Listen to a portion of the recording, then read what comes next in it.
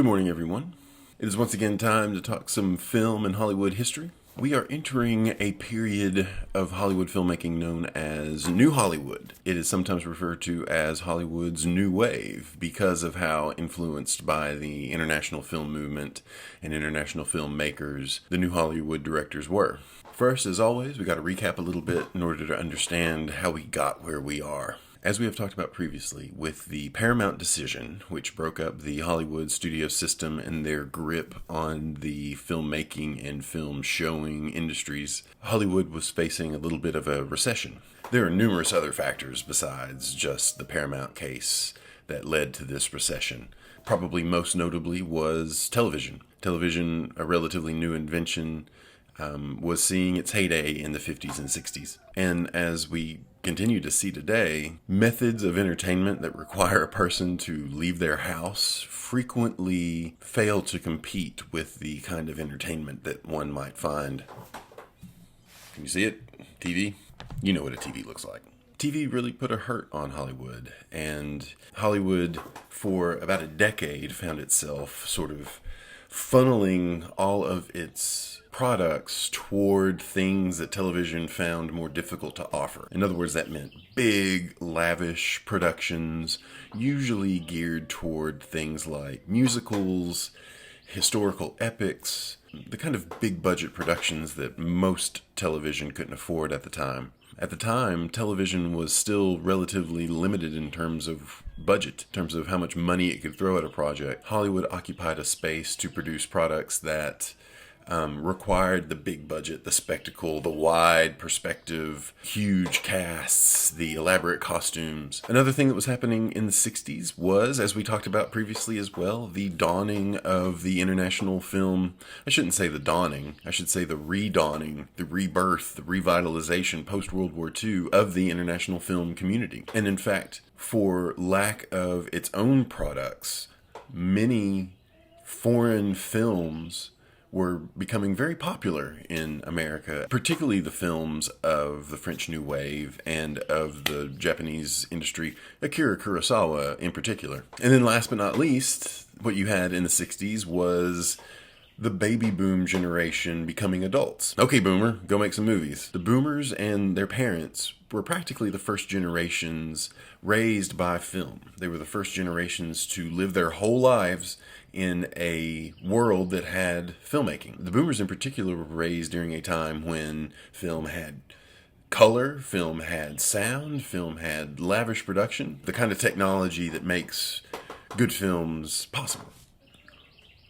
During this recession that Hollywood found itself in, it had a hard time adapting to the new world, it being Hollywood.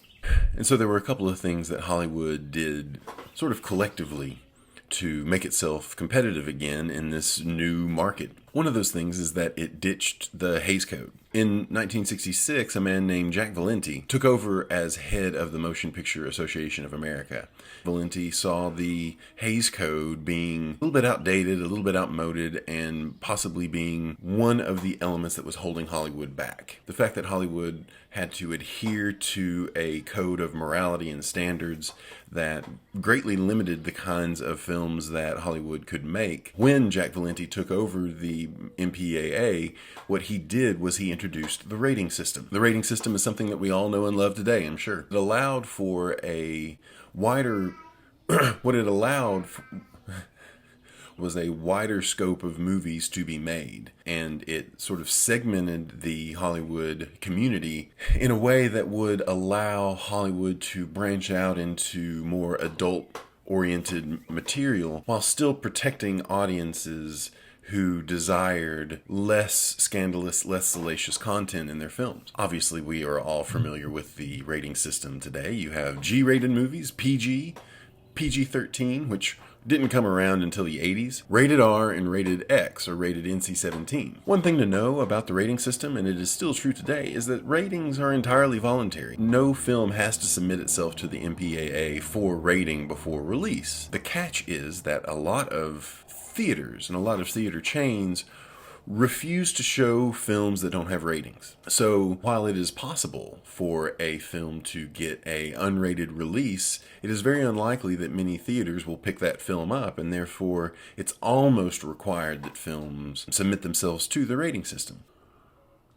Another thing that happened in the 60s to sort of revitalize Hollywood was film studios began to take a risk on young directors and foreign directors who had established themselves in the international marketplace. The youth of New Hollywood brought a different perspective to filmmaking than Hollywood had ever seen before. New Hollywood directors were influenced both by classical Hollywood and international filmmaking, so they occupied a space in between the production value and standards and conventions of classic Hollywood and the new aesthetic sensibilities of the French and Italian and Japanese filmmakers from abroad. One of the things that New Hollywood brought from the international community is a focus on the auteur. We've talked previously about how auteur theory speaks of the preference that creative control and the overall vision of a film's final product should come from the director, should come from the people making the film and not the studio releasing the film. Studios releasing films are focused almost entirely on marketability and money making.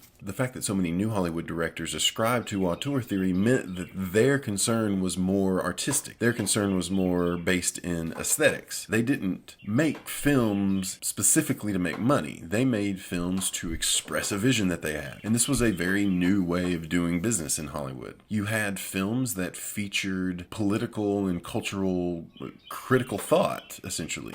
You also had films, because of the relaxation of the Hays Code, that featured a little bit more of good old sex and violence. Nudity in film, grim death and dark themes and gritty, realistic atmospheres became a little bit more commonplace. But in the same basket, you also had zanier comedies, graphic horror movies. New Hollywood really just kind of opened the floodgates for a new way of thinking about what could go into a film and what kinds of stories a film is capable of telling. New Hollywood put a lot of focus on the authenticity of its product. There was a greater emphasis on location shooting as opposed to shooting their films in studio sound lots. Hollywood also saw a rise of a new crop of actors who put a new spin on what film acting sort of entailed. Most of the film actors from previous generations had started out on the stage, and you really need to appreciate these days the differences between stage acting, which is meant to occupy a large space, so body language is very animated and gesticulating and expressive. Voices are meant to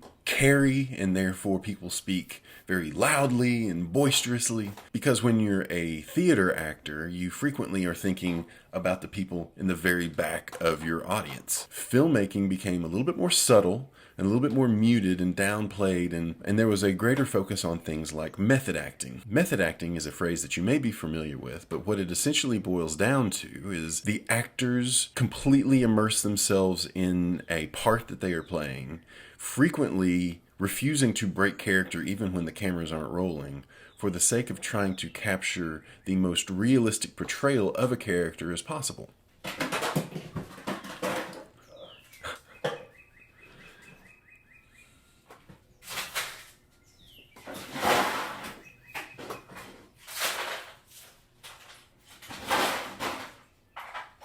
So this is Hollywood filmmaking from almost 50 years ago, but the names that were introduced to the world are names that we revere as legendary now. These are directors and actors who are masters of their craft and who have won countless awards at this point. Some of the directors that came out of New Hollywood are Woody Allen, Francis Ford Coppola, Martin Scorsese, Stanley Kubrick, Mel Brooks, and many, many more beside, including our feature director this week, Roman Polanski, who immigrated from Poland after having made a name for himself in Europe. In terms of some of the films that you think of as specifically exemplary of New Hollywood aesthetic, the main one that gets most credit for being the keynote film of New Hollywood is Bonnie and Clyde. This was Warren Beatty and Faye Dunaway. One of the reasons that it's often considered a New Hollywood classic is its previously unseen mix of playfulness and violence. One of the first things that you see in Bonnie and Clyde is a naked Faye Dunaway. And then, of course, the last thing you see in the film is Bonnie and Clyde getting gunned down by the feds in what was, up to that point, absolutely the bloodiest scene ever filmed and shown in a Hollywood movie. Other films that you may think of when you think of New Hollywood are films like The Graduate. That is the Mrs. Robinson film. If you're familiar with the Mrs. Robinson character, she was an older lady who began an affair with Dustin Hoffman's character, who was fresh out of college. You also had films like In the Heat of the Night, which starred Sidney Poitier, about a cop from Philadelphia who goes to the Deep South and ends up trying to solve a murder case, and which is fraught with racial tension and bigoted characters. And then you had, of course, the films of Stanley Kubrick. The one that put him on the map was 2001: Space Odyssey. Then you had films like Easy Rider, Midnight Cowboy, which incidentally was the first ever film to receive an X rating, Sam Peckinpah's The Wild Bunch. You had MASH, The Last Picture Show, The French Connection, Harold and Maude. The list goes on and on and on. So what should you look for in a new Hollywood film? You should look at the subtlety of the acting. You should look for character portrayals that kind of are the antithesis to something like Orson Welles' Citizen Kane. More thoughtfulness in terms of the things that make a film feel authentic. The costumes, the on-location shooting, all of which sought to provide Hollywood with a new aesthetic sensibility that moved away from in-house, in-studio, bombastic production and into the kinds of films that are meant to be believed as something that is actually taking place in the world that we recognize, that simply has a camera following it around. It is a new way of telling American stories to the American public through the medium of film.